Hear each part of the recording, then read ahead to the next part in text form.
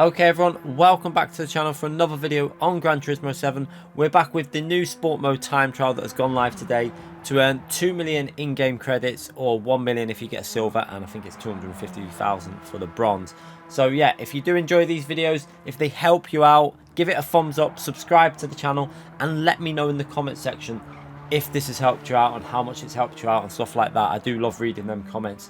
So to take part in this time trial, you simply need to go into the main menu on Gran Turismo 7 and click onto sport mode in the top right hand corner there. Once you've clicked there, you'll be greeted with the online time trial menu. Click on that. Dragon Trail Gardens is this week's one, and it's in the Radical, as you can see there. Now I've set a top 10 time at the moment of doing it. Won't be there for very long though. It's a 38.6, and you can see 41.0 for gold, 43.0 for silver, and 47.9 for the bronze time there. So they will dynamically change depending on the top time. Now you can load up the ghost, you can see there. So when you're in the session, my ghost is there because I managed to get into the top 10. So you can load up my ghost and chase my 38.6, which should remain a gold time all the way through to the end, because we're miles clear of the gold at the moment, so can't see it improving by over 2 seconds or anything like that. So yeah, it's a 41.0 for gold currently, probably going to go down to like a 40.3, 40.4 maybe. So maybe, you know, if you haven't got underneath that 40.5, maybe try and get it under a 40.5. So into turn one,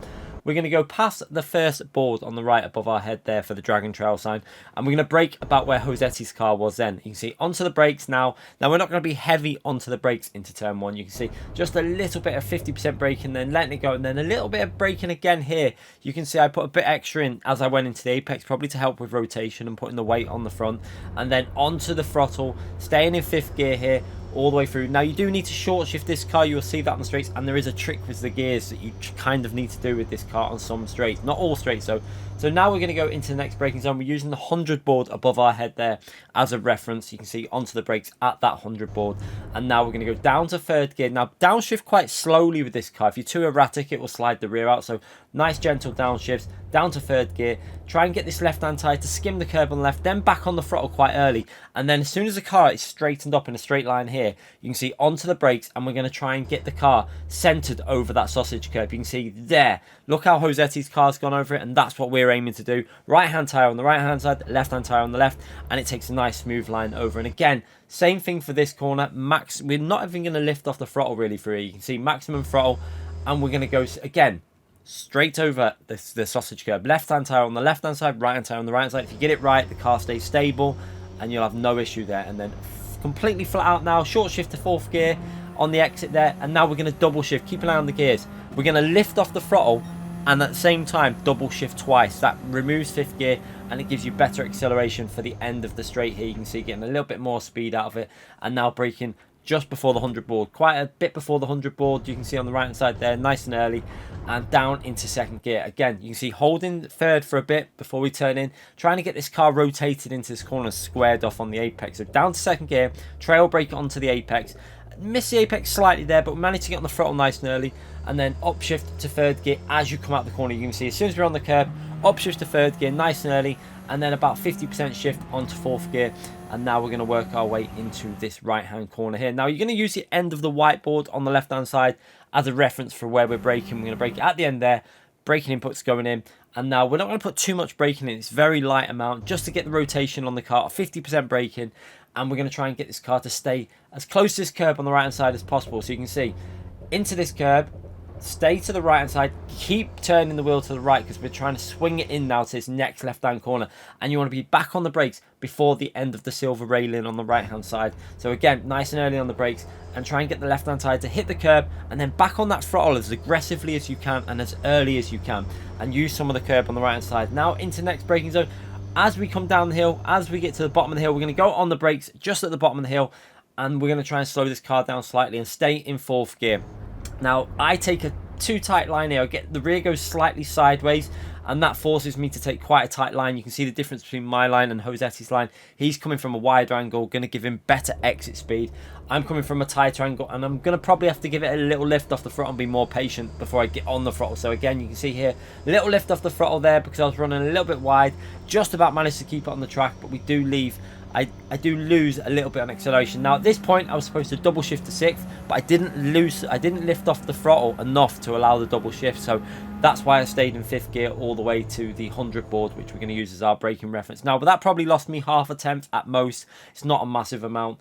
And yeah, on the brakes at 100 board, and now we're going to be rotating it into this final corner. And this is all about getting the exit speed as good as you can. So get the car into the apex, clip the curb, make sure you're trail braking all the way through the corner, and then just be patient before you put the throttle down here. You have to be very, very patient. Just be careful you don't go too early, because you can understeer off quite easily. So waiting for that car to rotate, then onto the throttle, and now power your way all the way to the exit. Use the curb on the right, and now again short shift to 4th gear. Now I'm not going to do the double shift here, because there's not really a point when it's coming up to the finishing line, because you want to stay in 5th gear. I think it's better for up to the finishing line. And I did notice some people were doing it at the start of the lap, starting the lap in 6th gear, but honestly I think it's actually not that much of a loss by staying in 5th for the start straight. So you can see I rev it out in 5th at the start of the lap rather than doing that 6th gear there. I mean, I was hardly behind Josetti's Ghost, couldn't visually see any loss of time, but it's definitely benefit to do it on the 2 main straights. The last one I made the mistake, so you can see what I'm saying. Through here, over the sausage curbs, you can see it on this view really well. Straight over the sausage curb, straight over the sausage curb. Now keep an eye on the throttle response on the throttle as I go into 6th gear here. So watch, lift off the throttle, then double shift to 6th. Now you have to make sure you lift off. If you don't and you double shift, it won't access the double shift. So quite annoying when it doesn't work, but once you've mastered it, you'll get the hang of it. I only did, what, 39 miles in this car, so we did about, it must have been about, what, 13, 14 laps of driving with this. It wasn't that long, so lap was pretty solid. Took that lap and decided to make the guide from it. So again, you can see through here, into this corner, lost quite a big chunk of time. At this point here, I was only a couple of attempts down on Josetti's lap. I saw on the Delta, went through quite quick through that sector, but as I went through, you can see the rear starts to slide, and then I just struggled to get that line through here. We needed to come from a slightly wider line, ran a bit wide there, lost a couple of attempts on this section, and then again here the double shift didn't work because I didn't lift off the throttle enough. So